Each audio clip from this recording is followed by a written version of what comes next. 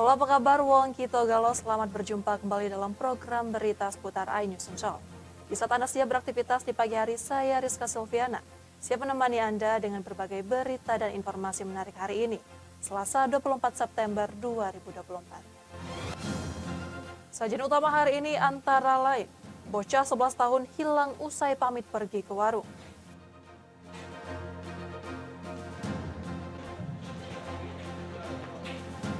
KPU Sumsel tetapkan 3 pasang calon gubernur.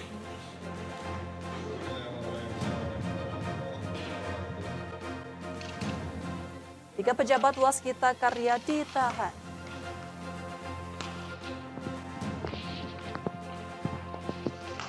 Pemirsa Enlas putar iNews Sumsel selengkapnya. Kita awali berita pertama, pemirsa pamit hendak ke warung untuk jajan. Bocah kelas 5 sekolah dasar di Kabupaten Oku Selatan menghilang bak di telan bumi. Tercatat sudah 29 hari korban tak juga ditemukan. Seorang anak berusia 11 tahun, Rafael Aditya, yang masih duduk di kelas 5 sekolah dasar warga Desa Penantian, Kecamatan Banding Agung, Ogan Komering Ulu Selatan, dilaporkan hilang sejak tanggal 21 Agustus lalu. Diketahui Rafael meninggalkan rumah sekitar pukul 7 malam dengan alasan ingin membeli jajanan di warung yang tak jauh dari rumahnya. Namun hingga kini terhitung sudah 1 bulan Rafael tak kunjung kembali. Herwanto, ayah korban, menceritakan waktu malam kejadian, Rafael izin dengan dirinya hendak belanja di warung dengan menggunakan sepeda yang biasa digunakan bermain bersama rekan sebayanya, tanpa ditemani siapapun, dan hingga kini Rafael tidak diketahui keberadaannya. Menurutnya, biasanya Rafael tidak pernah meninggalkan rumah tanpa pamit izin dari keluarga yang ada di rumah. Dan hilangnya Rafael semakin membingungkan setelah sepeda yang digunakannya saat keluar rumah ditemukan di depan rumah tetangganya, namun Rafael sendiri tidak terlihat. Kurang lebih 29 hari. Kapan itu pertama dia pergi dari rumah itu? Tanggal 21 Agustus 2024. Itu izin nggak ke Bapak? Izin pamit mau jajan. Bisa diceritakan Pak, waktu saat dia izin itu gimana itu Pak? Ya pamit mau jajan udah. Keluar rumah menggunakan apa dia? Menggunakan. Terima kasih, kami dari kepolisian memang benar telah menerima laporan dari masyarakat pada tanggal 23 Agustus 2024 telah hilang anak laki-laki berusia lebih kurang 11 tahun di Desa Penantian. Langkah-langkah kita Pak? Langkah-langkah yang telah kami lakukan adalah mendatangi TKP dan melakukan pemanggilan dan melakukan interogasi terhadap saksi-saksi. Dari Oku Selatan, Teddy Hendrawan, iNews melaporkan. Informasi lainnya, pemirsa, Komisi Pemilihan Umum Daerah Muara Enim menetapkan daftar pemilih tetap pada Pilkada tahun 2024 berjumlah 460.845 pemilih. Dari jumlah tersebut terjadi penambahan sebanyak 2.737 pemilih dari daftar pemilih sementara. Setelah dilakukan berbagai tahapan proses yang dimulai dari daftar pemilih sementara dengan jumlah 458.108 orang, berlanjut pada proses pemutakhiran data pemilih dari tingkat kecamatan hingga diplenokan di tingkat kabupaten kota. Komisioner KPU Fadlin Muhammad Amin, selaku Divisi Sosialisasi Pendidikan Pemilih Partisipasi Masyarakat dan SDM, mengatakan hari ini KPUD Muara Enim sudah menetapkan jumlah DPT untuk pemilihan kepala daerah 2024 berjumlah 460.845 yang tersebar di 22 kecamatan, 255 desa, dan 954 TPS. Jumlah ini masih bersifat dinamis, masih bisa berubah. Di antaranya ada yang meninggal atau pindah domisili namun tidak terlalu signifikan.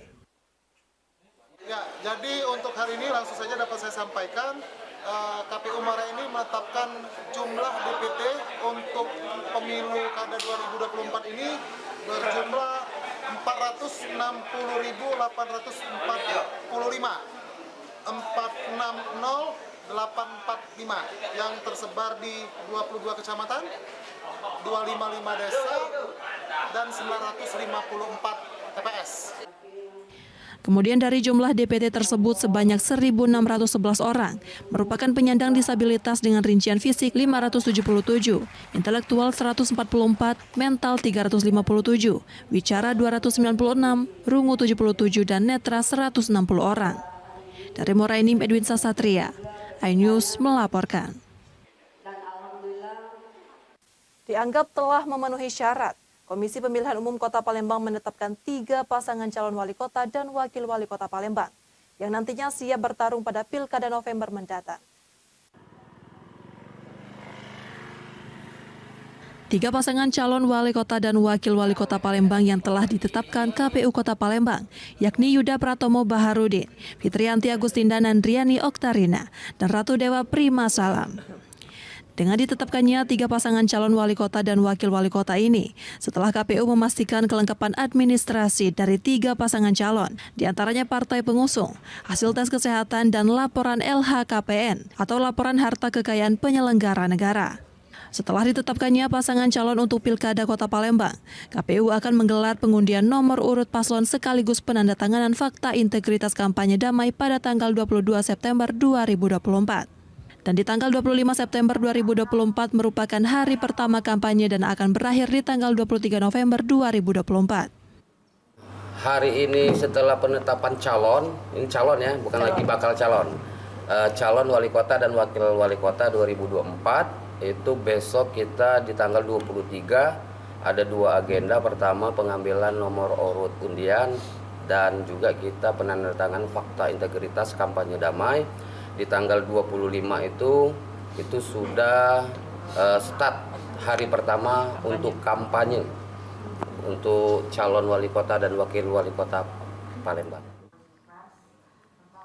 Untuk pengamanan saat pengundian nomor urut paslon, KPU telah berkoordinasi dengan Polrestabes Palembang. Dan untuk masa dari tiap-tiap pasangan, maksimal 50 orang. Dan untuk yang ikut serta dalam pengundian, dibatasi hanya 20 orang. Sisanya bisa menunggu di tempat yang telah disediakan. Dari Palembang, Erwin Setiawan, iNews melaporkan. Sebanyak 3 pasangan calon gubernur dan wakil gubernur ditetapkan KPU Sumatera Selatan ikut berkompetisi di Pilgub Sumsel. Ketiganya adalah Herman Deru Ciujang, Edi Santana Putra Rizky Aprilia, dan Mawardi Yahya RA Anita Nuringhati. Ketua KPU Sumsel Andika Pranatajaya menjelaskan dari semua berkas yang diperiksa, komisioner sudah menandatangani berita acara penetapan calon. Paslon pertama Herman Deru Ciujang, kemudian Edi Santana Putra Rizky Aprilia, dan Mawardi Yahya RA Anita Nuringhati. Ketiganya dinyatakan lolos untuk mengikuti tahapan selanjutnya dalam pemilihan gubernur dan wakil gubernur Sumsel. Seluruh paslon telah melengkapi berkas dan dokumen persyaratan untuk pendaftaran paslon dan disampaikan pada KPU Sumsel meskipun ada perbaikan pada beberapa administrasi yang disampaikan. 3 pasangan calon. Yang pertama atas nama Haji Herman Deru dan Haji Ciujang. Yang kedua atas nama Haji Edi Santana Putra dan Rizky Aprilia. Yang ketiga Haji Mawardi Yahya dan Raja Anita Nuringhati. Kami nyatakan lolos untuk mengikuti tahapan selanjutnya dalam pelaksanaan pemilihan gubernur dan wakil gubernur. Dari Palembang, Bambang Irawan, iNews melaporkan. Mensukseskan penghelatan Pesta Demokrasi Pemilihan Serentak tahun 2024, Komisi Pemilihan Umum menggandeng sejumlah media massa di Sumatera Selatan. Kolaborasi ini dalam upaya memberikan informasi kepada publik sehingga meningkatnya partisipasi masyarakat untuk memilih. Dan berikut laporan jurnalis iNews TV Muhammad Riza Falepi. Dan saat ini pemirsa dapat kita saksikan bersama media gathering yang dilakukan oleh KPU Provinsi Sumatera Selatan bersama sejumlah awak media massa. Dan memang pemirsa perlu kita ketahui pilkada serentak yang dilaksanakan di seluruh Indonesia dan juga di Provinsi Sumatera Selatan menjadi atensi khusus bahwa perjalanan demokrasi di Indonesia sudah berjalan. Dan saat ini memang Komisi Pemilihan Umum telah melaksanakan tahapan-tahapannya, mulai dari penerimaan bakal calon kepala daerah baik gubernur dan wakil gubernur, wali kota dan wakil wali kota, serta bupati dan wakil bupati. Tahapan-tahapan telah dilaksanakan oleh KPU Kabupaten maupun KPU Provinsi Sumatera Selatan. Dan memang saat ini untuk mendorong partisipasi masyarakat yang ada di Provinsi Sumatera Selatan, perlunya kolaborasi antara KPU Provinsi Sumatera Selatan dan media massa. Dan hari ini menjadi salah satu upaya agar peningkatan partisipasi masyarakat dalam memberikan hak suaranya pada pesta demokrasi nanti meningkat. Dan memang kita melihat bahwa diskusi-diskusi dalam upaya mensosialisasikan pelaksanaan pesta demokrasi 2024 saat ini menjadi tanggung jawab bersama. Seperti kita ketahui saat ini pemirsa bahwasanya di Sumatera Selatan ada 17 kabupaten kota yang melaksanakan pilkada serentak. KPU Provinsi Sumatera Selatan sendiri setidaknya sudah menetapkan sekitar 6,3 juta daftar pemilih tetap yang akan ke depan memberikan hak suaranya dalam penghelatan pesta demokrasi. Dan dalam upaya untuk menanggulangi persoalan-persoalan yang terjadi pada pemilu-pemilu sebelumnya, KPU Provinsi Sumatera Selatan sudah melakukan langkah-langkah strategis. Demikian pemirsa laporan dari kami dari Palembang, Sumatera Selatan. Muhammad Riza Palepi, Erwin Setiawan, iNews melaporkan.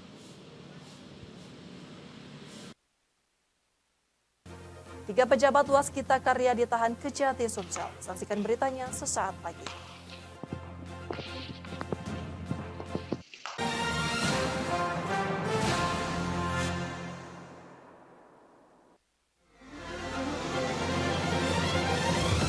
Tim gabungan kembali mengevakuasi korban kecelakaan bus Wijaya. Pemirsa, polisi akan mengumumkan hasil uji balistik penembakan gedung DPR. Pemirsa, razia minuman keras di Tangerang, Banten diwarnai kejar-kejaran polisi dan beberapa pemuda mabuk.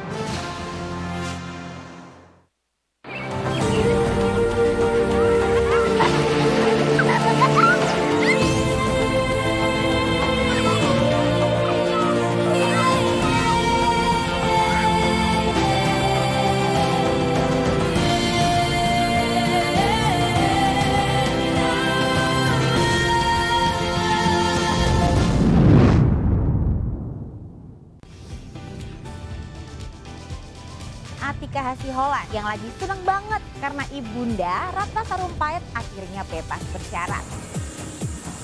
Kali ini Ruben akan melaporkan oknum yang dianggap menghina Betan dan Thalia Onsu. Digelar di kediaman Jennifer, pasangan ini sampai merogoh kocek ratusan juta rupiah demi menggelar pesta meriah.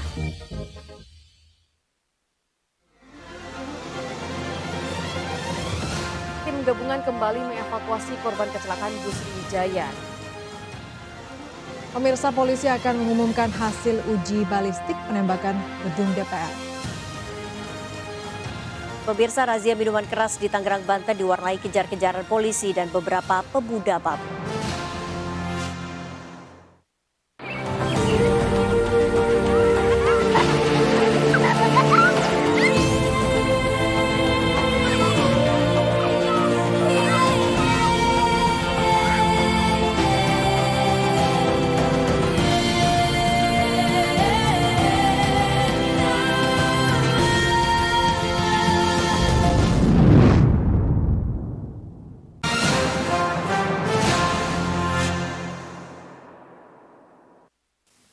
Anda masih bersama kami dalam seputar iNews Sumsel.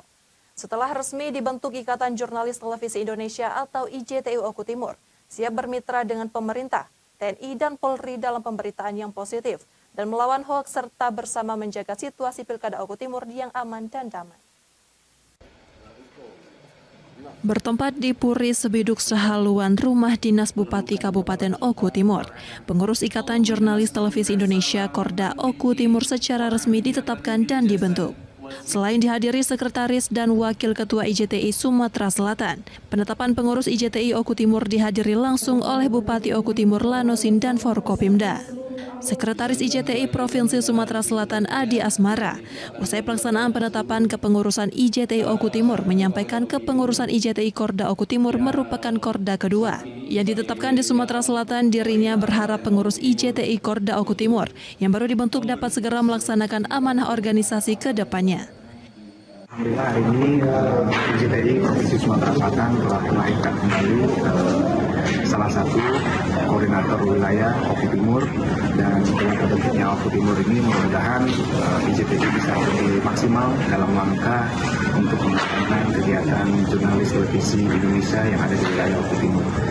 Dari Oku Timur, Jermiko Francisco, iNews melaporkan. Kita beralih informasi lainnya, pemirsa. 3 oknum petinggi PT Waskita Karya ditetapkan sebagai tersangka kasus korupsi pembangunan light rail transit Sumsel berpotensi rugikan negara 1,3 triliun rupiah. Usai ditetapkan tersangka, ketiganya langsung dijebloskan ke penjara rutan Pak Jo, Palembang.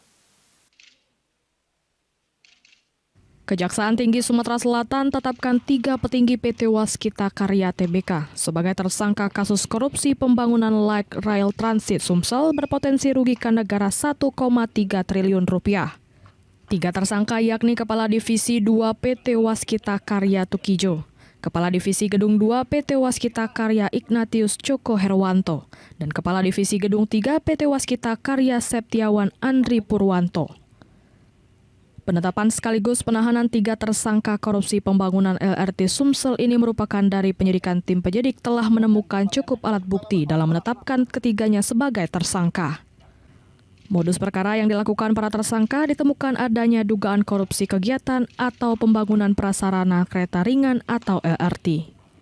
Selain itu, tim penyidik telah melakukan penyitaan uang sebanyak 2,088 juta rupiah yang merupakan sisa aliran uang yang belum terdistribusi kepada beberapa pihak tersebut. Bahwa sebelumnya 3 tersangka ini telah diperiksa sebagai saksi dan berdasarkan hasil pemeriksaan, jadi telah cukup bukti bahwa yang bersangkutan terlibat dalam dugaan perkara dimaksud, sehingga tim penyidik pada hari ini meningkatkan status para saksi menjadi tersangka, dan untuk tersangka selanjutnya dilakukan penahanan selama 20 hari ke depan. Ketiga tersangka disangkakan pasal tentang pemberantasan tindak pidana korupsi. Selanjutnya, ketiga tersangka langsung dilakukan penahanan selama 20 hari ke depan di rutan Tipikor Pak Jo, Palembang. Dari Palembang, Guntur, iNews melaporkan. Kepergok curi handphone milik jemaah masjid. Seorang pria diikat di tiang listrik. Tidak hanya itu, pelaku juga dihajar massa hingga babak belur. Beruntung polisi datang mengamankan pelaku.